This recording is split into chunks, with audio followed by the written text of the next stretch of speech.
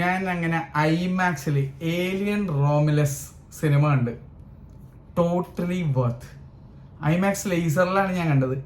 ഏത് തിയേറ്ററിലാണ്, ഏത് രാജ്യത്താണ് ഈ സിനിമ കണ്ടതെന്നുള്ളത് വൈകാതെ നിങ്ങൾ കാണും. ഞാനൊരു വേറൊരു വീഡിയോ ആയിട്ട് ആ തിയേറ്ററിൻ്റെ വീഡിയോ ഇടുന്നുണ്ട്. മലയാളത്തിൽ ആദ്യമായിട്ടായിരിക്കും ചിലപ്പോൾ ഈ തിയേറ്ററിൻ്റെ വീഡിയോ വരുന്നത് കേട്ടോ. അപ്പോൾ ഞാൻ അമ്മയും അനുഭവമായിട്ടാണ് ഈ സിനിമ ആ തിയേറ്ററിൽ പോയി കണ്ടത്.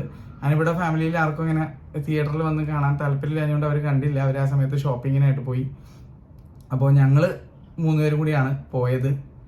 കിടിലൻ എക്സ്പീരിയൻസ് ആയിരുന്നു.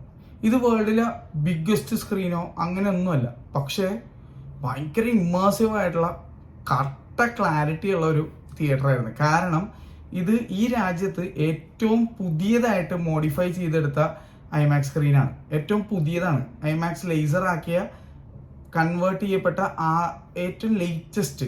അപ്പോൾ ഏറ്റവും ലേറ്റസ്റ്റ് പ്രൊജക്ടർ, ഏറ്റവും ലേറ്റസ്റ്റ് സൗണ്ട് സംഭവങ്ങളാണ് ഉണ്ടായിരുന്നത്. ഒരു രക്ഷയില്ല. എർത്ത് ഷാറ്ററിങ് സൗണ്ട് എന്നൊക്കെ പറഞ്ഞാൽ അതിരി സാധനമായിരുന്നു. ഇതൊരു ചെറിയ തിയേറ്റർ ആയതുകൊണ്ട് തന്നെ ആ എഫക്റ്റ് ശരിക്കും അറിഞ്ഞു. അത് മാത്രമല്ല, നമ്മുടെ രാജ്യത്തെ പോലെ ഇവിടെ ഒരുപാട് സീറ്റ് ഇട്ട് നിറച്ചിട്ടൊന്നുമില്ല. Lavish leg space. ഈവൻ തിയേറ്ററിന്റെ പുറകിലും മുന്നിലുമായിട്ട് ഇഷ്ടം പോലെ സ്ഥലം. Fully wheel chair accessible. അങ്ങനെ കുറെ കാര്യങ്ങളുണ്ട്. ഡീറ്റെയിൽ ആയിട്ട് ഞാനത് തിയേറ്ററിനെ പറ്റിയുള്ള വീഡിയോ ചെയ്യുമ്പോൾ പറയാം. സിനിമ എങ്ങനെ ഉണ്ടായിരുന്നു എന്നുള്ളത് പറയാം. As an Alien fan I am super satisfied. എൻ്റെ favourite Alien movie in Alien franchise Alien 2 ആണ്. Directed by none other than James Cameron. അവതാറിന്റെയും ടെർമിനേറ്ററിന്റെ ഒക്കെ ഡയറക്ടറും ടൈറ്റാനിക്കിന്റെ ഡയറക്ടർ കൂടിയായ ജെയിംസ് കാമറോൺ ഡയറക്ട് ചെയ്ത രണ്ടാമത്തെ സിനിമയായ ഏലിയൻ 2 ആണ് എൻ്റെ ഫേവററ്റ് മൂവി ഈ ഫ്രാഞ്ചൈസിൽ. ഫസ്റ്റ് മൂവി ഡയറക്ട് ചെയ്തിരിക്കണം, ഈ കോൺസെപ്റ്റ് കൊണ്ടുവന്നതും എല്ലാം Ridley Scott, director of gladiator and numerous other movies. അപ്പോൾ റിഡ്ലി സ്കോട്ട് തുടങ്ങി വെച്ച ഫ്രാഞ്ചൈസ് കണ്ടിന്യൂ ചെയ്തത് ജെയിംസ് കാമറോണും. പിന്നീട് അങ്ങോട്ടേക്ക് ഡേവിഡ് ഫിഞ്ചർ 3rd പാർട്ട് എടുത്തു. പിന്നെ 4th പാർട്ട് വേറൊരാളെടുത്തു. അതിനുശേഷം വീണ്ടും പ്രൊമീത്തിയസ് സീരീസിലൂടെ റിഡ്ലി സ്കോട്ട് വീണ്ടും പ്രൊമീത്തിയസ് എടുത്തു, ഏലിയൻ കവനന്റ് എടുത്തു. ഇനി വേറെ ഏലിയൻ സിനിമ വരുന്നുണ്ട്. ഇപ്പോൾ Fede Alvarez, director of Don't Breathe and Evil Dead remake, കാണാനുണ്ടായ മുതൽ പുള്ളി പണി അറിയാവുന്ന ഡയറക്ടറാണ്. വേറെ ലെവലിലാണ് എടുത്തു വെച്ചിരിക്കുന്നത്.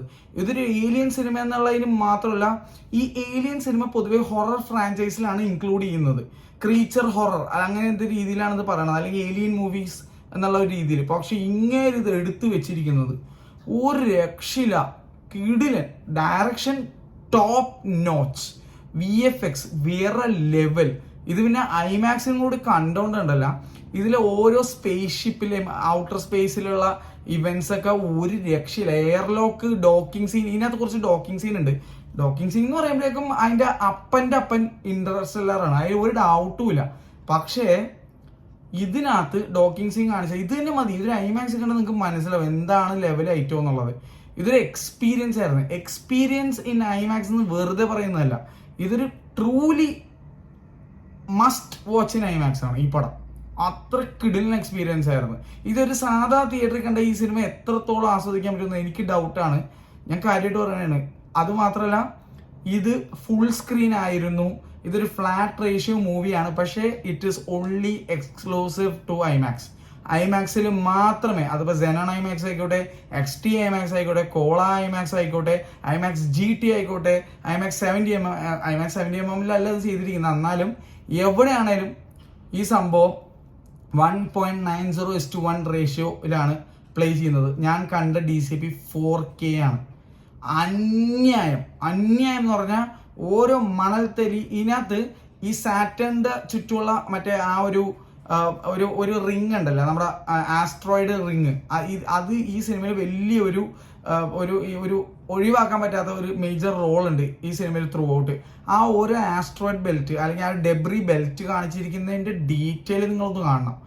ഒരു രക്ഷ ഉണ്ടായിരുന്നില്ല. പിന്നെ ഏലിയൻ 1 എന്നുള്ള സിനിമ, റിഡ്ലി സ്കോട്ട് ഡയറക്ട് ചെയ്ത ഏലിയൻ 1 എന്ന് പറഞ്ഞ സിനിമയുടെയും നമ്മുടെ ജെയിംസ് കാമറോൺ ഡയറക്ട് ചെയ്ത ഏലിയൻ 2 എന്ന് പറഞ്ഞ സിനിമയുടെയും ഇടയിൽ നടക്കുന്ന കാര്യങ്ങളാണ് ഇതിനകത്തുള്ളത്. ഏലിയൻ 1 കുറച്ച് ക്യാരക്ടേഴ്സ് ഇതിനകത്ത് ക്യാമിയോയിൽ വന്ന് പോകുന്നുണ്ട്. അപ്പോൾ ഏലിയൻ 1 കണ്ടിരുന്നാലേ നിങ്ങൾക്ക് ഇത് കുറേയൊക്കെ മനസ്സിലാവുള്ളൂ.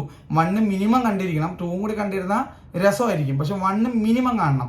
ഇപ്പോൾ ഏലിയൻസ് എങ്ങനെയാണ് എക്സിസ്റ്റൻസിലേക്ക് വന്നത്, സീനോമോർഫ് എന്താണ് ഏലിയൻ എന്നൊക്കെ മനസ്സിലാക്കണമെന്നുണ്ടെങ്കിൽ നിങ്ങൾ പ്രൊമീത്തിയസും ഏലിയൻ കോവനന്റും കൂടി കണ്ടിരിക്കണം. അപ്പോൾ മൊത്തത്തിൽ അതിന്റെ പൂർണ്ണതയെ കാണണമെന്നുണ്ടെങ്കിൽ നിങ്ങൾ പ്രൊമീത്തിയസ് ഫസ്റ്റ് കാണുക, ഏലിയൻ കോവനന്റ് കാണുക, അതിനുശേഷം ഏലിയൻ 1 കാണുക. അത് കഴിഞ്ഞിട്ട് വേണം ഈ സിനിമ കാണാൻ വരാൻ.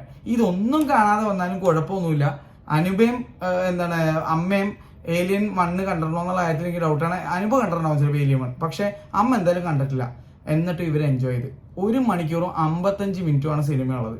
അത് പോയതറിഞ്ഞില്ല. സിനിമ കഴിഞ്ഞപ്പോൾ അനുഭവം എന്നോട് പറഞ്ഞത് എന്ത് ഫാസ്റ്റ് ആയിരുന്നു സിനിമയെന്നാണ്. അങ്ങനെ ഒരു സിനിമയെ പറ്റി പ്രേക്ഷകരിൽ നിന്ന് പറയിപ്പിക്കാൻ അതിനൊരു പ്രത്യേക കഴിവ് ഏത് ലാംഗ്വേജിലുള്ള ഡയറക്ടറിനും വേണം. കാരണം നമ്മുടെ മലയാള സിനിമയൊക്കെ ചില സിനിമകൾ 2 മണിക്കൂർ സിനിമ കണ്ടു കഴിയുമ്പോഴേക്കും അത് 3-4 മണിക്കൂർ പോലെ ഫീൽ ചെയ്യും. ചില ഈ അടുത്ത് കണ്ട തമിഴ് സിനിമകൾ മികച്ച ആക്ടിങ്ങും ഒക്കെ ഉണ്ടെങ്കിലും ഭയങ്കര ദൈർഘ്യമേറിയതായിട്ട് ഫീൽ ചെയ്യുകയാണ്. 3 മണിക്കൂറുള്ള പടം ചിലപ്പോൾ ഒരു 4-5 മണിക്കൂറുള്ള പോലെയൊക്കെ ഫീൽ ചെയ്യും. ഇത് 1 മണിക്കൂർ 55 മിനിറ്റ് എന്നുള്ളത് ലോ റൺ ടൈം ആണെങ്കിൽ കൂടി അത്രയും പോലും എന്തോ പടക്കെന്നും പറഞ്ഞിട്ടാണ് പടം തീർന്നത്. സ്പെഷ്യലി ഇവിടെ ഞാൻ കണ്ട ഈ രാജ്യത്ത് ഇന്റർവെൽ ഇല്ല. സിനിമ തുടങ്ങിയാൽ സിനിമ തീരണ വരെ ഒറ്റ ഇരിപ്പിലാണ് പടം കാണുന്നത്. അതിൻ്റെ ഒരു വൈബ് വേറെ തന്നെയാണ്. ഞാൻ അങ്ങനെ നമ്മുടെ നാട്ടിൽ കുറച്ച് സിനിമകൾ കണ്ടിട്ടുണ്ട്. പക്ഷേ ഞാൻ പറയണ ഇത് വേറെ വൈബായിരുന്നു. ഇന്റർവെൽ ഇല്ലാതെ കണ്ടതിന്റെ വൈബ് വേറെ തന്നെയാണ്. അത് ഐമാക്സിലായതുകൊണ്ട് നമ്മൾ ആ വേൾഡിലേക്ക് അങ്ങോട്ട് കയറി. ആ റോമിലസ് എന്ന് പറഞ്ഞ ഈ കംപ്ലീറ്റ് സ്പേസ്ഷിപ്പിന്റെ ഒരു ഏരിയയിലേക്ക് നമ്മൾ അങ്ങോട്ട് ചെന്നു. ഇതിനകത്തുള്ള ആ പ്ലാനറ്റും ആ ഒരു സംഭവത്തിലേക്ക് നമ്മളായി. പിന്നെ ആ വേൾഡിലാണ് നമ്മൾ ഇമേഴ്സ്ഡ് ആയിട്ട് ഇരിക്കുന്നത്. ഒരു രക്ഷയില്ല. സിനിമ കണ്ട് ഇറങ്ങുമ്പോൾ I am sure it is worth every penny I spend. ഞാൻ ഈ മുടക്കിയ എൻ്റെ ഈ ടിക്കറ്റ് പ്രൈസിന് എനിക്കൊരു ഗംഭീര എക്സ്പീരിയൻസ് ആണ് നൽകിയത്.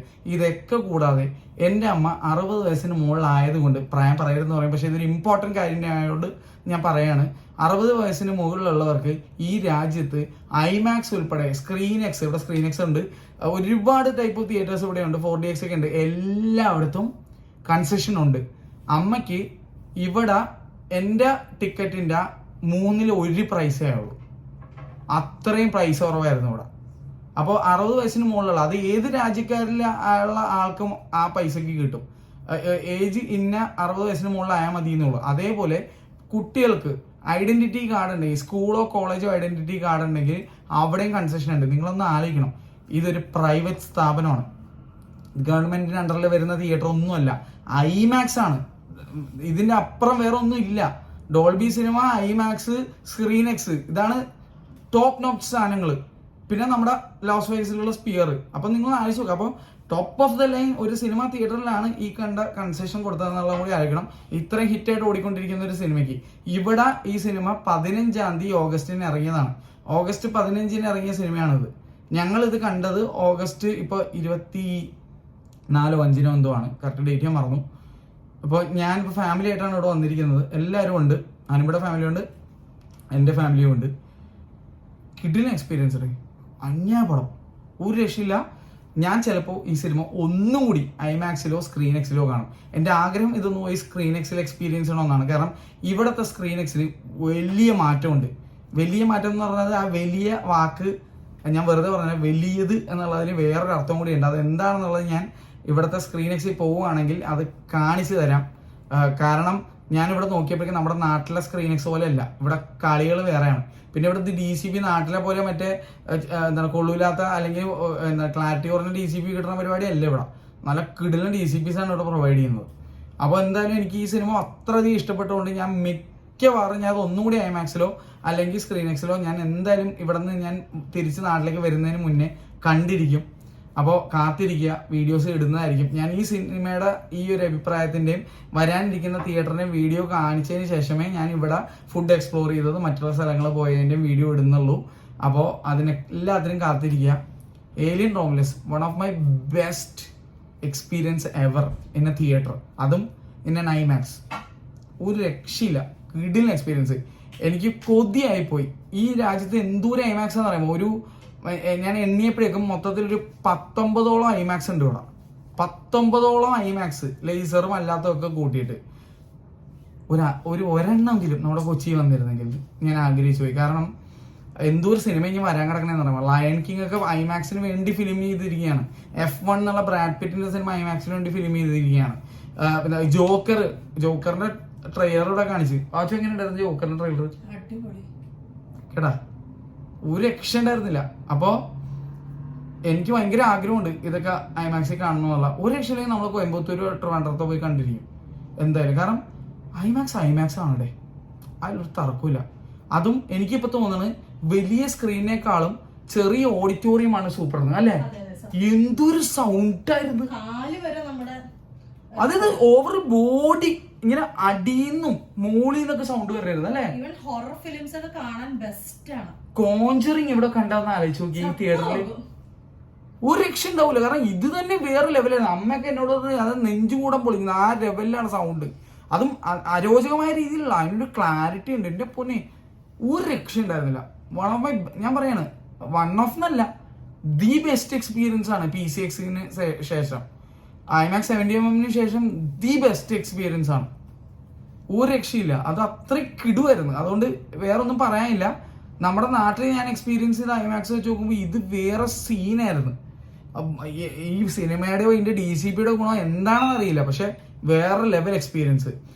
അപ്പോൾ ഇത്രേ ഈ വീഡിയോയിലുള്ളൂ. ഞാൻ തിയേറ്ററിന്റെ വീഡിയോ സെപ്പറേറ്റ് ആയിട്ട് ഇടാം. ഇവിടെ കുറച്ച് ഫോണും പരിപാടികളൊക്കെ വരുന്നുണ്ട്. അപ്പോൾ നെക്സ്റ്റ് വീഡിയോ ആയിട്ട് വരുന്നവരെ നിങ്ങൾ കാത്തിരിക്കുക. ഒരു ചെറിയ സസ്പെൻസ് ആണ്. ഇത്രയും പൈസ മുടക്കി ഇത്രയും സമയം എടുത്ത് നമ്മളിവിടെ വന്ന് തിയേറ്ററിൽ സിനിമ കണ്ടതിൽ ഐ ആം സോ ഹാപ്പി. വീട്ടുകാരും വളരെ ഹാപ്പിയാണ്. അപ്പോൾ അത്രേ ഉള്ളൂ. Bye bye.